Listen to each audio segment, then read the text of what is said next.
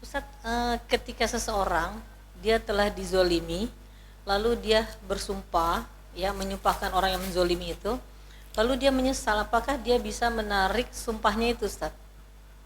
Bersumpah gimana ya? Jadi dianya dizolimi oleh seseorang, lalu karena Nyumpahin. dia tidak bisa berbuat apa-apa, akhirnya dia Iya. menyumpahi orang yang berbuat zolim tersebut, tapi akhirnya dia menyesal karena merasa kasihan terhadap orang tersebut.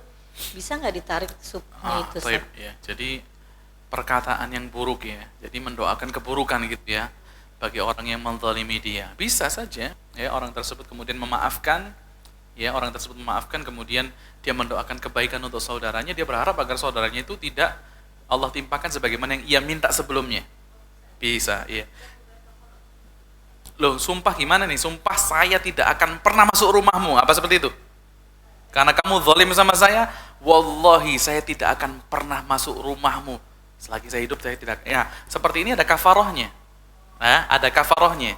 Kalau misalnya dia mendoakan keburukan supaya kamu sambar petir misalnya, kemudian dia sadar, oh nggak boleh ya, ya semoga kamu dijaga sama Allah, itu bisa. Tapi kalau seperti itu tadi, demi Allah aku tidak akan menginjakkan kaki di rumahmu. Kemudian apa? Kita sadar nggak boleh. Karena memang kalau kita berniat misalnya kita punya saudara, kita musuhan sama dia, kemudian aku nggak akan ngobrol sama kamu lagi demi Allah. Kita apa? Bersumpah dengan nama Allah untuk memutuskan silaturahim kita dengan dia, betul nggak? Maka orang yang seperti ini wajib bagi dia untuk apa? Untuk kafaroh dan kemudian mendatangi sesuatu yang dia sebelumnya haramkan untuk dirinya. Maksudnya apa?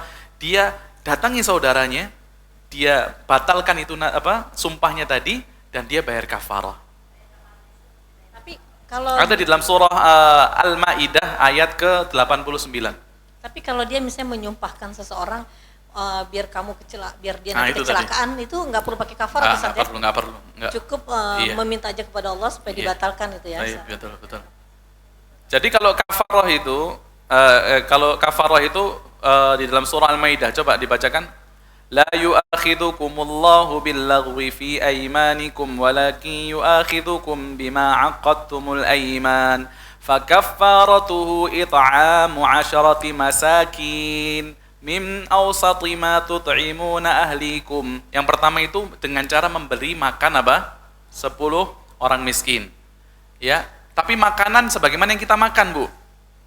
Jangan kita makannya nasi padang 25.000, kafarohnya warteg 12.000, nggak boleh.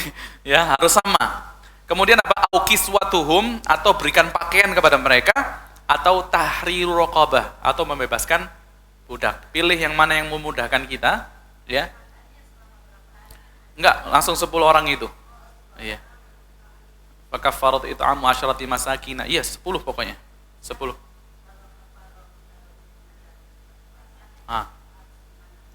Itu yang seperti ini ya, kafarah seperti yang di dalam sebuah hadis, ya, datang seorang sahabat kepada Rasulullah mengatakan, "Ya Rasulullah, aku telah celaka. Kenapa aku telah mendatangi istriku di siang hari bulan Ramadan?" Maka langsung Rasulullah SAW mengatakan apa? "Sum syahraini mutatabi'ain." Puasalah 2 bulan berturut-turut. Waduh, 1 hari aja pelanggaran 2 bulan. Kata Rasulullah, "Ya udah, a'tiq raqabah." Akan budak. Gak bisa untuk merdeka, tidak ada duitnya. Kemudian kata Rasulullah, ya udah kalau gitu kasih makan. Ya. 60 orang miskin, kasih makan orang miskin. Kemudian dia mengatakan apa? Iya. Kemudian dia mengatakan, saya nggak ada yang lebih miskin daripada keluarga kami ya Rasulullah. Maka kata Rasulullah, yaudah ini kurma, kasih makan orang miskin. Yang paling miskin di Madinah itu keluarga kami. Ya udah bawa pulang ini kurma, kasih makan keluargamu. Jadi orang ini datang kepada Rasulullah dengan membawa permasalahan yang segede gunung, pulang bawa apa? Kurma. Ya, jadi seperti itu kalau kafarohnya apa? Kafarohnya orang itu seperti itu, ya, seperti yang kita sebutkan. Ada juga kafaratul zihar, ya, yaitu orang yang mengatakan kepada istrinya, "Anti alayya ka dhahri ummi." Kamu bagiku seperti ibuku. Ini juga ada kafarohnya. Seperti yang Allah katakan di dalam surah Al-Mujadilah. Surah Al-Mujadilah mulai awal itu ada kafarohnya. Tapi bedanya kafaroh zihar tadi dengan kafaroh sumpah tadi. Kalau kafaroh zihar itu pilih yang disebutkan dulu. Kalau nggak ada baru yang kedua. Kedua nggak bisa, yang ketiga. Paham ya? Tapi kalau kafaroh yang tadi sumpah itu boleh pilih yang mana yang mudah. Tidak dengan tartib ya. tidak berdasarkan tartib. Pilih yang Hanya 10 yang supaya itu hanya bisa. 10 orang. Iya, Itu. atau kasih pakaian. Misalnya kita lebih mudah untuk kasih pakaian, ya udah kasih pakaian. Atau puasa 3 hari. Ya kalau nggak salah coba Al-Maidah 89. Enggak, bukan ini. Kalau dia salah dia puasa 3 hari. Au kiswatuhum. Oh ya, membebaskan budak ya, membebaskan budak. Au tahriru raqabah.